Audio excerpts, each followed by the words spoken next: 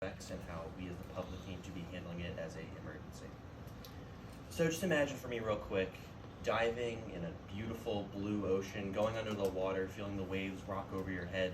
You look down and you see this beautiful array of colorful, almost plant-like things, these moving, undulating sea creatures attached to the rocks on the bottom. You see fish swimming around, you see eels, you see smaller like larvae crabs and smaller fish. And imagine coming out of the water, going home, you just appreciate the beautiful vibrancy of that reef. Imagine coming back weeks later and seeing a barren wasteland. The rocks are stripped of all life. The corals are just pale like bones, skeletons basically. All the anemones that are waving back and forth in the water are like rotten flesh on the bottom of the seafloor. That's the damage that coral bleaching can do to coral reefs.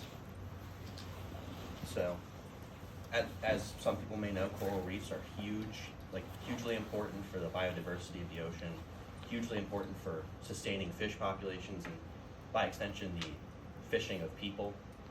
Without coral reefs, we could see huge ecological collapse, and with that, collapses of parts of human society that we don't even consider. So, what bleaching is, essentially, is when a coral gets too hot or experiences heat stress, it begins to eject this algae that it has a symbiotic relationship with. It's called zooxanthellae, and it's actually what gives coral its vibrant color. So as soon as heat stress occurs, the polyps on the coral, the individual little animals on this colonial animal, like this unit, begin ejecting this algae. And as soon as that happens, it's almost impossible for the coral to actually metabolize sunlight and actually produce food. So it has a huge chance of just dying out. So the oceans, as we know for global warming, are getting hotter. That's well known, and it's only about a 2-degree increase. And that might not seem like a lot, but just imagine what happens to your body if you have a 2-degree increase in your temperature.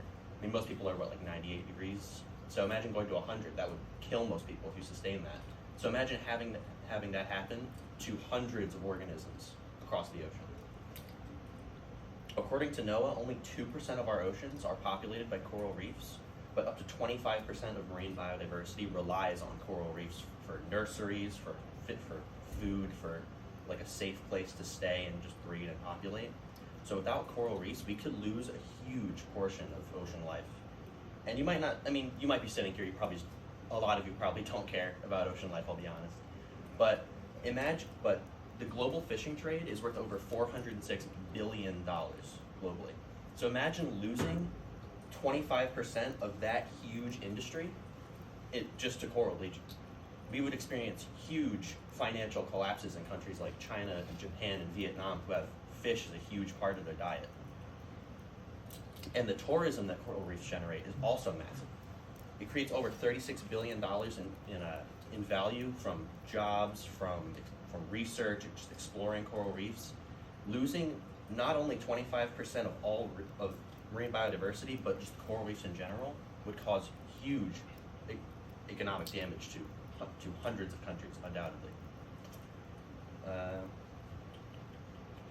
Now, bleaching doesn't necessarily mean death. A lot of corals can actually recover from bleaching, so there is hope for this. But what we have to do as a society, we have to really consider the ramifications of global warming and what it can do to these reefs and how important it is to protect them from human activity like this. So the person I wanted to talk about was Emma Camp. She's a grad student at the University of Technology, Sydney. She's a coral biologist and marine biogeochemist. She does a lot of great research looking into corals that are actually heat and acid resistant, that live in like mangrove kind of ecosystems, because the waters there are already in the condition that our oceans are moving towards, so hot and acidic due to global warming.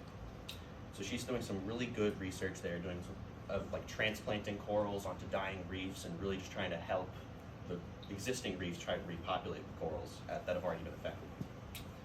But what her most important goal is to involve her community, because the average person probably doesn't give a shit about a coral reef, but by involving people and telling them about the benefits of coral reefs and the good things that can bring to your community, she gets people to care about these ecosystems and really brings together everybody who needs to just like protect these reefs. So in conclusion, corals are hugely important not only to the oceans, but to us as a species, And I think it's really important that we take coral bleaching seriously.